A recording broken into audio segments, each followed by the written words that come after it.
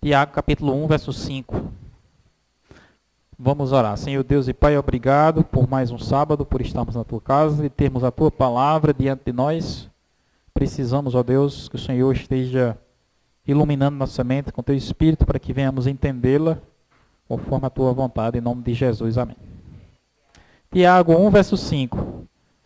Se, porém, algum de vós necessita de sabedoria, faça o quê? Peça a Deus, que a todos dá liberalmente. Nada lhes impropera, ser-lhe-á concedida.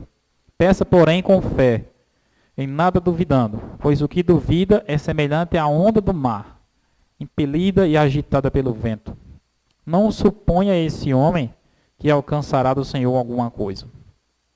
Homem de ânimo dobre, inconstante em todos os seus caminhos. Só isso. Observem só que coisa interessante esse versículo aqui, né? Ele fala que algumas pessoas, elas são semelhantes à onda do mar. Porque elas não têm o quê? Elas não têm a fé. O que é o oposto da fé? É a dúvida. Não é assim? E a pessoa que não é de fé, a pessoa que fica duvidando, ela é semelhante à onda do mar. E como é a onda do mar? A onda do mar, ela é simplesmente levada e trazida. Ou seja, a onda do mar, ela não tem vontade própria. A onda do mar, ela é algo que é impelido, como ele fala aqui, né? Impelido e agitado. Não é assim? Na hora que tudo está calmo, ela está calma. Na hora que tudo está agitado, ela se agita. Tem até aquele negócio, né? Os tempos líquidos, né? A água do mar, ela assume a forma, ela assume o formato do momento. E aqui, Tiago está falando que existem pessoas que são assim. Pessoas que são como a onda do mar. Ora estão aqui, ora estão ali. O que que determina a hora que ela está lá, a hora que ela está aqui? Não é ela que determina, é as conveniências da vida. Ah, agora vai ser assim, né? Agora vai ser assim, tudo é desse jeito assim, então eu vou me acomodar a isso. Não, agora mudou, agora é assim, também eu vou mudar, vou ficar assim. Eu vou falar sobre isso aqui, por exemplo, no contexto do decreto dominical, não é isso? Você vai ver muitos e muitos adventistas que são assim como a onda do mar, né? Na hora que for assinado o decreto dominical, as pessoas dizem, agora eu não vou poder mais ser adventista. Por quê? Porque agora ficou difícil ser adventista. As pessoas, elas só se sujeitam a algo quando aquilo é fácil, quando aquilo é natural de fazer. Quando aquilo exige de você um pouco mais de fé, um pouco mais de desprendimento, a pessoa não se ajusta aqui. Nós vivemos em um mundo onde a maioria das pessoas, elas são exatamente assim, né? Elas são como a onda do mar. Elas são com aquelas pessoas que são levadas pela onda da conveniência. Onde houver vantagem, eu estou. A gente está vendo no mundo, né, uma popularização grande, uma popularização enorme do cristianismo. Igrejas evangélicas surgindo uma em cima da outra, né, assim? Domingo à noite é cheio, né? As ruas, muitas ruas às vezes tem 2, 3 igrejas, né? E a gente muito pode pensar assim, puxa vida, como se tornou bom, né? Agora Jesus se tornou popular, não é isso? Muito pelo contrário. Jesus, ele nunca foi popular. Nunca foi. Estão usando o nome dele para dizer que ele é popular. Por que as igrejas hoje são cheias, né? Falando-se do nome de Jesus. Por quê? Porque ali é ensinado o quê? Ideias e doutrinas convenientes. Ensinos atrativos que fazem as pessoas... Olha, muitas pessoas elas se tornam viciadas, sabia? Em certos tipos de religião que existe aí. Essas religiões que existe muito grito, as religiões que existe muita música, e isso causa o quê? Um vício na mente da pessoa, né? Causa uma dependência. Não é porque a pessoa está seguindo a Jesus, é porque a pessoa está viciada num tipo de adoração deturpado, desequilibrado, atrapalhado. Né? Na época de Jesus, quando alguém cria nele, o que acontecia com essa pessoa? Automaticamente ela era expulsa da religião dominante. Né? O livro de Atos fala assim que os discípulos chegaram em uma cidade, e diz assim, nessa cidade, essa foi a cidade de Antioquia. Essa cidade, os discípulos pela primeira vez foram chamados cristãos. Hoje em dia, se você chama alguém de cristão, isso é o quê? É uma ofensa ou é um elogio? Se você chamar, não, fulano é cristão, é uma ofensa ou é um elogio? Não é um elogio? Se você chamar alguém de cristão, se eu chegar, Leda é cristã. Eu estou lhe ofendendo ou estou lhe elogiando? Estou lhe elogiando? Mas na época que os apóstolos foram chamados de cristãos, aquilo era o quê? Uma ofensa. Era tipo assim, esses aí são os era a pior classe que existia, entendeu? Era algo que ninguém queria ser identificado com aquilo. E de repente nós vivemos num mundo, como eu falei para vocês, que se inverteu as coisas. Se tornou popular. Mas o verdadeiro cristianismo, ele é impopular. O verdadeiro cristianismo, ele faz exatamente o contrário. Ele faz você inserir naquele grupo que está vivendo na contramão do que o mundo ensina. Automaticamente, as pessoas que gostam de coisas convenientes não querem fazer parte daquele grupo. E quando você faz parte daquele grupo, aí você começa a ver que você não pode ser como a onda do mar, que é levada para lá, para cá. É interessante, irmãos, que existem muitos irmãos na igreja mesmo, né? Que eles querem coisas razoáveis, querem coisas agradáveis, né? Se irritam porque a igreja não tem isso, não tem aquilo que ele queria. Muitas pessoas, irmão Odivan, elas pensam que a igreja é um restaurante.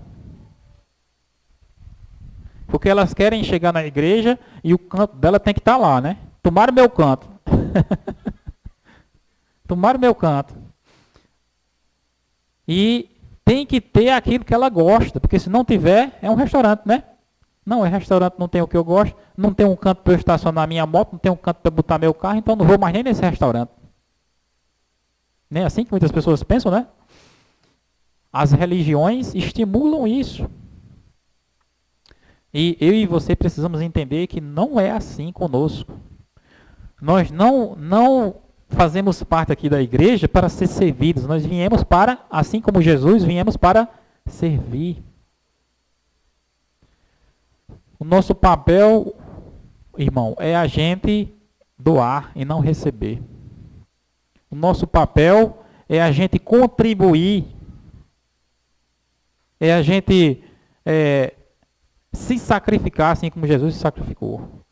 A religião tem sido estimulada ao contrário. Cada vez mais as igrejas, elas estão desestimulando, elas estão desestimulando as pregações que chamam a atenção das pessoas, não é? Se você chegar na igreja e começar a pregar sobre Ellen White, já tem alguns irmãos, né? Dizem, eu não acredito nisso aí não. Eu não quero saber disso aí não. Não, porque Ellen White falou que a gente tem que diminuir de comer carne. Aí o irmão já vai ali, esse irmão aí, ele prega coisa atrapalhada demais. Não chama ele para pregar aqui mais não. Desse jeito, irmãos. Desse jeito. Aí chega aquela pessoa que diz, não sei o quê, e vocês, né? A gente vê pelo exemplo o episódio de rebelião de Corá. Moisés chegou e disse, olha, vocês transgrediram contra o Senhor, vocês estão perdidos, vocês estão errados. Vocês se afastaram da vontade de Deus. Estão querendo tomar o sacerdócio de Arão, né? E por causa disso vocês vão ser punidos por Deus. E o povo que também não quis entrar na terra prometida, é um povo que vai ter que ficar agora 40 anos vagando no deserto. Era uma mensagem dura, não era? Mesmo jeito, irmãos, a nossa igreja, ela tem mensagens duras para nós. Quais são os objetivos das mensagens duras que nós transmitimos, que nós recebemos? É desanimar a gente, é afastar a gente da igreja, ou é produzir um arrependimento ou a conversão na nossa vida? Mas as pessoas querem se arrepender, as pessoas querem mudar de vida, as pessoas querem deixar de fazer as coisas erradas, elas querem continuar vindo à igreja e ouvindo coisas agradáveis. Ah, esse cara aí está falando sobre reavivamento e reforma. Isso aí já aconteceu há muito tempo, é que ele não está sabendo. Nós já estamos reavivados. O reavivamento e reforma, o Espírito de Profecia diz que é a maior necessidade da igreja. Né? O que é um reavivamento? Você lê pouco a Bíblia, você tem que ler mais. Está entendendo? Você não dá estudo bíblico, passe a dar. Você ora pouco, passe a orar mais. Você começa a fazer mudanças no seu estilo de vida. Né? Você se alimenta mal, começa a se alimentar melhor. Reavivamento envolve tudo isso. Eu nunca li um livro do Espírito de Profecia. Vou ler. A sua vida vai ser reavivada. Né? Agora, ela só é reavivada quando você faz o quê? Essa reforma. Você tem que estar chamando as pessoas. Ó, irmãos, ó aqui, ó. Aqui. Vocês têm ou não têm em casa a lição? Tem ou não? A maioria tem, não tem? Vamos estudar a lição. Não procure só aquilo que é mais fácil, só aquilo que é mais conveniente. Procure fazer, aqui como o apóstolo Tiago está dizendo, né? Procure fazer aquilo que é de fé. Aquilo que é necessário que a gente faça. Agora nós vamos abrir a outra passagem que está em Mateus 7, verso 24. Mateus 7, 24. Todo aquele que ouve essas palavras e as pratica será comparado a um homem prudente que edificou a sua casa sobre a rocha. Caiu a chuva. Achou não? Está perto aí? Mateus 7, 24. Todo aquele que, pois, que ouve essas minhas palavras e as pratica, será comparado a um homem prudente, que edificou a sua casa sobre a rocha. Caiu a chuva, transbordaram os rios, sopraram os ventos, e deram com ímpeto contra aquela casa, que não caiu, porque foi edificada sobre a rocha. Todo aquele que ouve essas minhas palavras e não as pratica, será comparado a um homem insensato, que edificou a sua casa sobre a areia. Caiu a chuva, transbordaram os rios, sopraram os ventos, e deram com ímpeto contra aquela casa. E ela desabou, sendo grande a sua ruína. O que é que faz a diferença entre... O que é que faz a diferença entre uma fé sólida e uma fé que desaba? O que ele está dizendo aqui? É aquele que ouve as palavras e as pratica. O evangelho não é só para ser ouvido. Ah, eu já sei que eu tenho que estudar a lição, mas eu não quero estudar. O que é que acontece aqui? Está edificando a casa sobre a onda. Eu sei que eu tenho que estudar a Bíblia, mas eu não tenho vontade de estudar. Eu sei que eu tenho que vir à igreja, mas eu não posso vir todas as vezes. Isso aqui são apenas alguns exemplos. A palavra de Deus, ela é cheia, ela é completa de instruções para nós. Que elas só podem fazer a diferença na minha vida, na sua vida, se você fizer o quê? Praticar. Se você não praticar, nós temos um exemplo, né, dessas filosofias, né, que estão, eu falei para vocês aqui, né, essas filosofias do marxismo, do ateísmo, do darwinismo, elas estão dentro de tudo que é universidade. Se você não tiver instrução sobre isso, se você não instruir seus filhos sobre isso, colocar o seu filho lá dentro, o que é que acontece? ele é desencaminhado lá facilmente.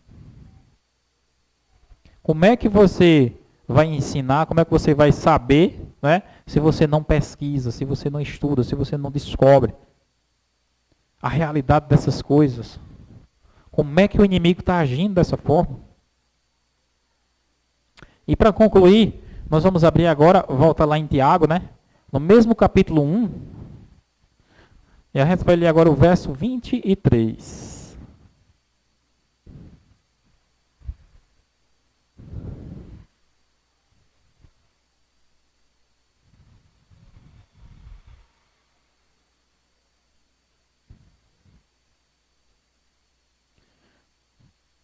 A gente leu Tiago 1, verso 5, foi? Agora vamos ler o verso 23, que ele é um complemento disso daqui que a gente leu em Mateus. Tiago, capítulo 1, verso 23.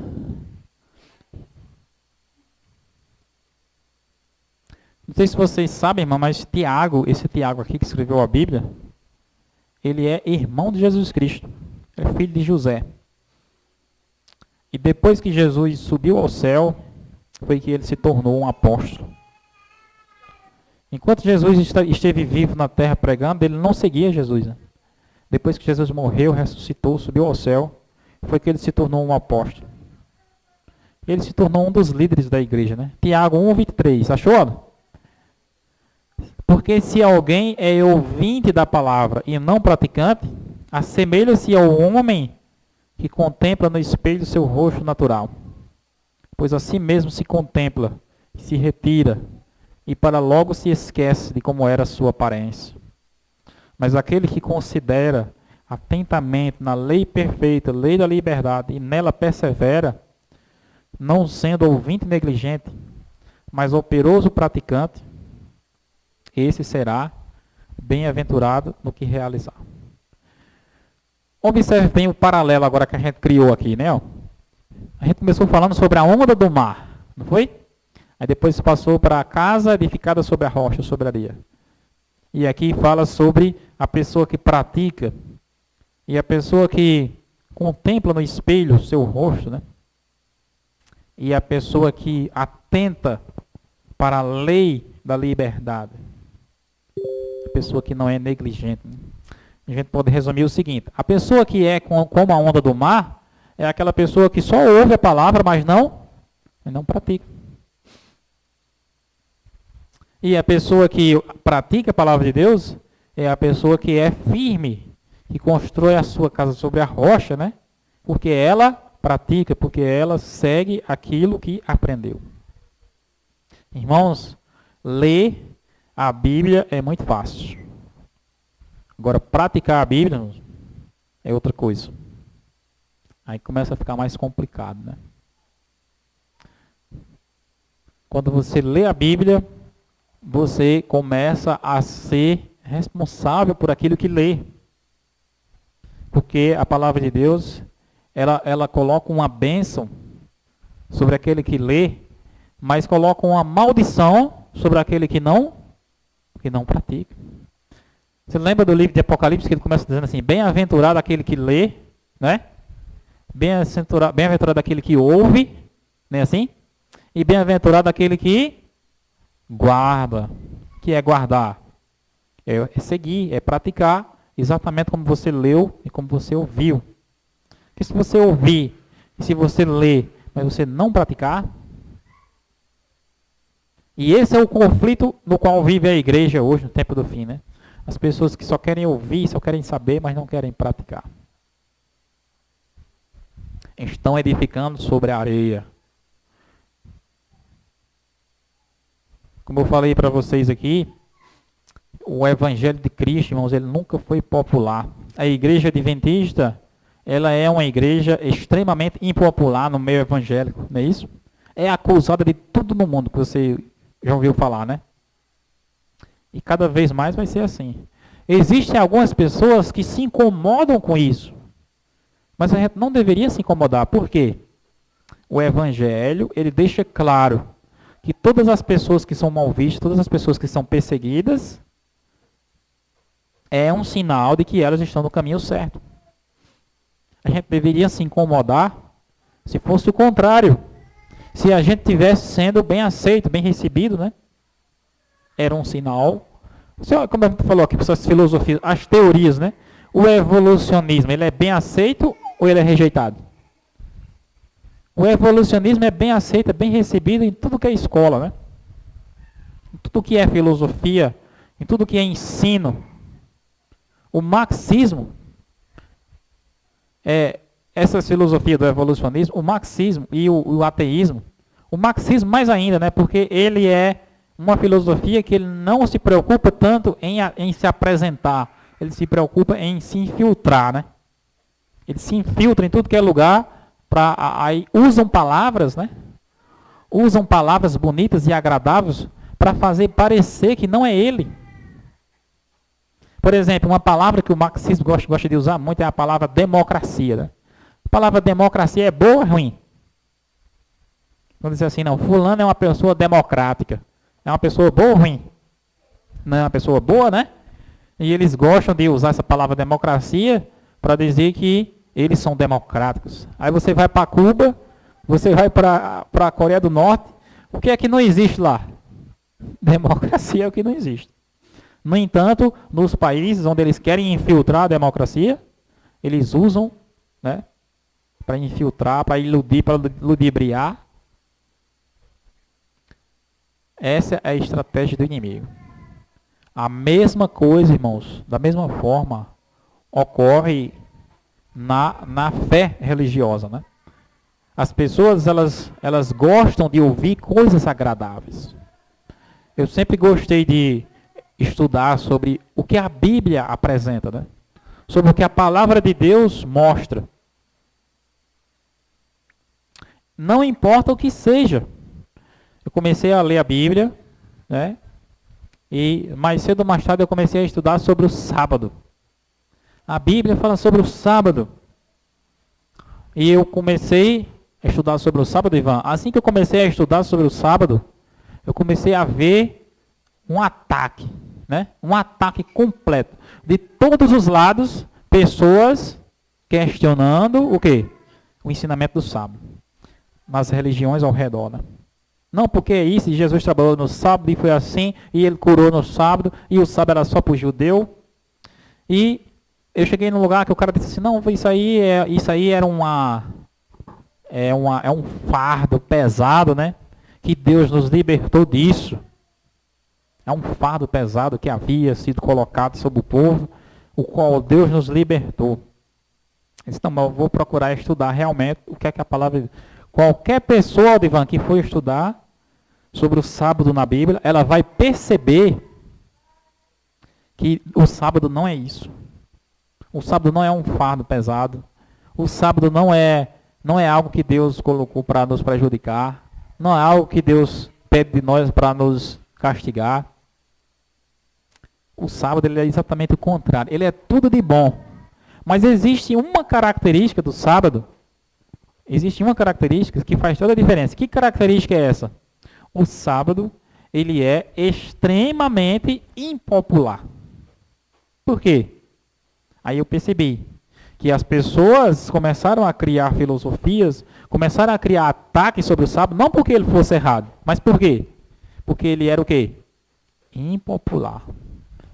E como ele é impopular, o que é melhor? É eu dizer que ele é certo e eu não sigo porque sou desobediente, ou é dizer que ele está errado e por isso não deve ser guardado? Você está entendendo? As pessoas criaram um monte de alternativas.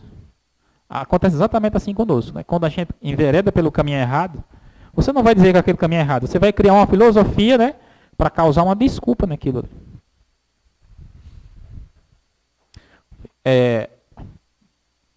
Pastor, muitos exemplos, né? Existe na igreja de pessoas, por exemplo, o pastor Luiz Gonçalves, ele falou que ele foi falar com o padre, né? Foi falar com o padre. Olha, padre, eu estudei com a Testemunha de Jeová, eu estudei com a Adventista e eu descobri o sábado. É assim, assim, assim, assim, assim. É certo? O que foi que o padre respondeu? Ele disse, é certo. Por que ele disse que é certo? Porque ele conhece a verdade assim como você conhece. E o irmão perguntou, mas por que o senhor não prega aqui na igreja, já que ele é certo?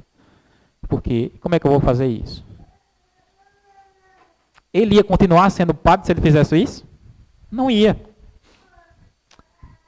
A maioria das pessoas que foi estudar a Bíblia, que foi estudar o assunto do sábado, a lei de Deus, ela vai entender que aquilo é o plano de Deus. Mas ao mesmo tempo, ela vai entrar nessa mesma condição desse padre aí. Ela vai perceber, e agora para eu trabalhar? Você está entendendo? E agora que eu vou perder os membros da minha igreja? Ela vai começar, quando você for seguir a palavra de Deus, Odivan, o que é que acontece com você? Você começa mais a perder do que a ganhar. E como as pessoas não querem perder, as pessoas são como a onda do mar, não é assim? E está levando para cá, ela vai. Está levando para lá, ela vai. Então, ela vê que ali, em torno da doutrina do sábado, existem pessoas dizendo, de acordo com a Bíblia, que não precisa guardar, que ela vai ficar em qual lado? Ela vai se posicionar exatamente naquele lado, porque ali vai ser uma autodefesa para ela.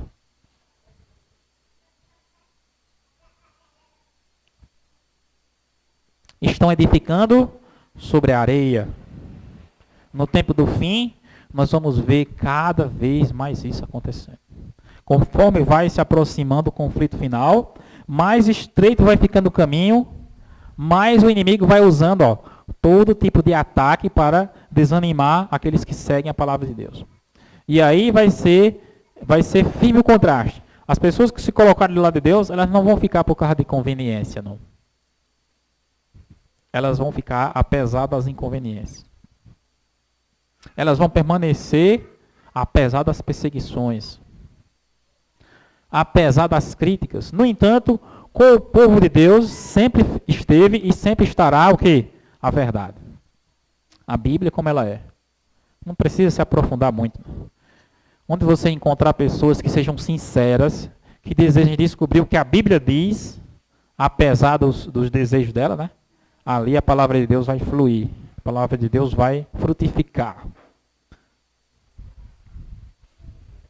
E só mesmo a graça de Deus e a obediência à palavra de Deus é que pode fortalecer a nossa base, né? Para que a gente fique em pé. Essa parábola que Jesus contou, ela fala sobre 3 agentes, né? Primeiro é a chuva, depois é o quê? A chuva,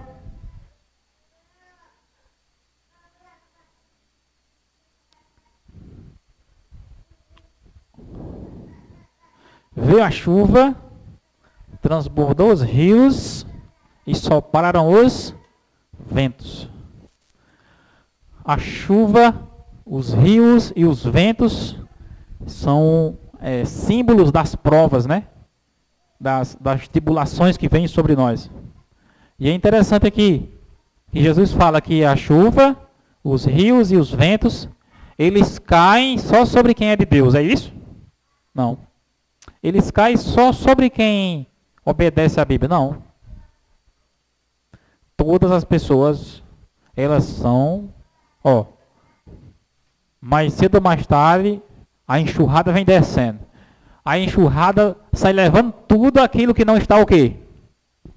Que não está firme. Tudo aquilo que não está bem amarrado, entendeu? A enxurrada sai levando. Quando a enxurrada passa, você vê que ela arrastou a maioria, né? Mas teve algumas coisas que ficaram firmes. Que coisas são essas? O Jesus está falando aqui, né? As pessoas que praticam, que obedecem à palavra de Deus. No mundo espiritual, da mesma forma. O vento vem, a chuva vem, a tempestade vem e sacode tudo, né? E sai arrastando a maioria. Mas existem outras coisas que estão firmes. Estão seguras. É sobre isso, irmãos, que é a nossa maior necessidade, né? O que fazer para que eu e você estejamos cada vez mais firmes na palavra de Deus?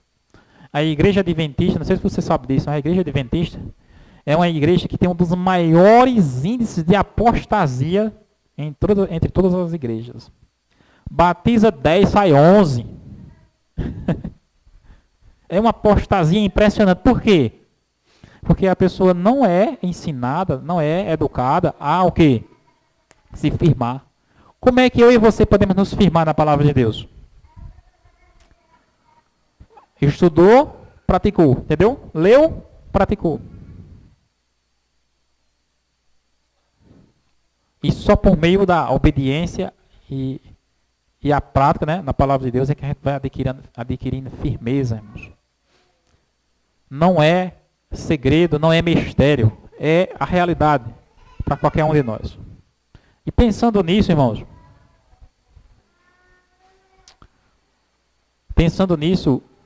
eu gostaria de convidar todos agora para a gente orar, né? Já são 11h30, nós vamos fazer a oração, né? Eu ia cantar ainda, não? Vamos fazer a oração pedindo que Deus nos dê essa firmeza que tanto necessitamos, né? Precisamos ser cristãos firmes, que não se abalam, que tenham a sua vida estabelecida sobre a rocha que é Jesus, né? Jesus e a rocha. Vamos orar. Senhor Deus e Pai, obrigado pela Tua palavra. Nós vivemos em um mundo onde estamos constantemente sofrendo o efeito da chuva, o transbordamento dos rios, os ventos batendo de todos os lados contra nós, e muitas dessas coisas querem nos levar.